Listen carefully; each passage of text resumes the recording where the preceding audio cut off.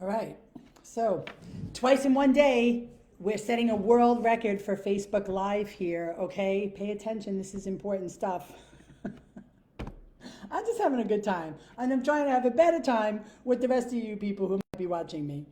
So, power is choice.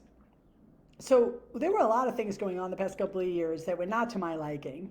I didn't want to go along with a lot of things. I didn't want to do a lot of things. And I had to recognize that every step of the game, the stage, the plan, the mandate, the freedom, the choice, the lack of choice, I could still choose. There was nothing and nobody holding me down, making me do anything, say anything, believe anything, or act on anything. Everything was up to my own will, and I made decisions based in a spiritual centeredness of consciousness, not to be swayed by societal norms, conditioning, what you think about me, some fear about what might happen if I do the wrong thing. I'm not afraid of my own mistakes. I'm not afraid of my own shadow, and I'm not afraid of my own power. Okay? And let me tell you what happens a lot of times with the people that I work with, which in my case happens to be mostly professional women. They're very smart, they're very capable, they're very talented, but they get sidetracked by their emotions and these things that they get worked up about that prevent them from being able to still understand that the power of choice is with them.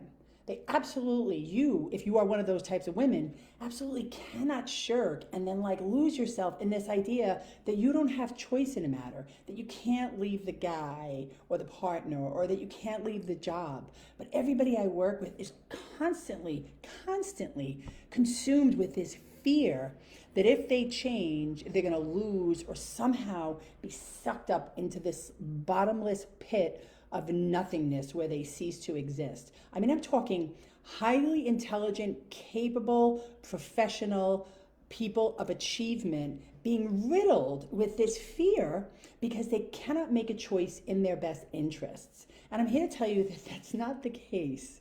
I mean, it's a hard thing to do because you see, the thing is not your power of choice, it's your conditioning. It's the things that your mind tells you about how the world works and how you're going to lose or lack something or be cut out or shafted because you're not going to get something that you need.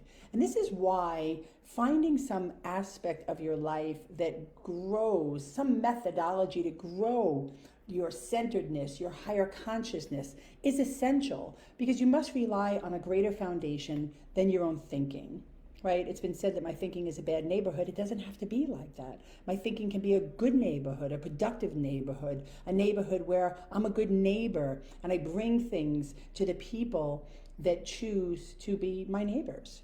Right? I want to be the person I was meant to be. And I need to remember that the power within me is all about my ability to choose. No one's holding me down. Nobody's making me do anything. And it's taken me a while to learn this. But I'm here to tell you there's a greater freedom than what you're experiencing in that shitty marriage, in that shitty job.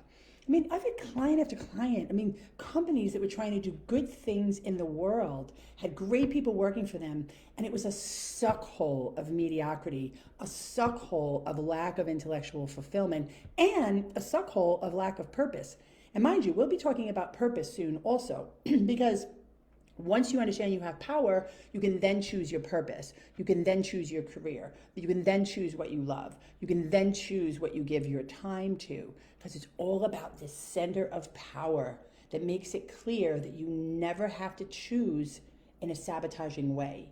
You can always have the freedom to embark on a path of your own desire, and one that makes you ultimately super happy. Because what is this? What is this need that like we all have to be miserable, to be depressed, to be stressed and anxious? I mean, it's like that energy is just becoming like more and more consuming and strong within a lot of people I know, and it's really bothering me. Okay, because I know there's a better way. I know that we have to work through stuff. I know that we have to deal with stuff. I know that we have to confront stuff. And when I do that, when I teach people how to do that, when people learn how to do that, when people cultivate their own sense of centeredness and power, which is, by the way, very relational and inclusive and adaptive. It's not self-absorbed, but it tends to one's needs first. When I am whole and fulfilled, my cup runneth over, my well is full, and it just spills out and spills over to all these people that I can help. So we're going to keep talking about power. I'm going to keep coming on this Facebook thing and seeing what happens when I start to talk and getting more comfortable with myself talking in this venue. Because for those of you who might be watching, I mean, you're used to this, you're used to me, but I want to reach out and touch a lot more people. I want to be able to teach people that power exists in them, because I'm finding there's a lot of sadness in this feeling that people are stuck and they don't know how to get out of it, and they don't know how to feel the power that is already accessible to them within their own selves. So hopefully this was something mildly interesting to even a little enlightening or enthusiastic for you today. Thanks for spending about 5.5 minutes of your time with me, and we'll see you soon.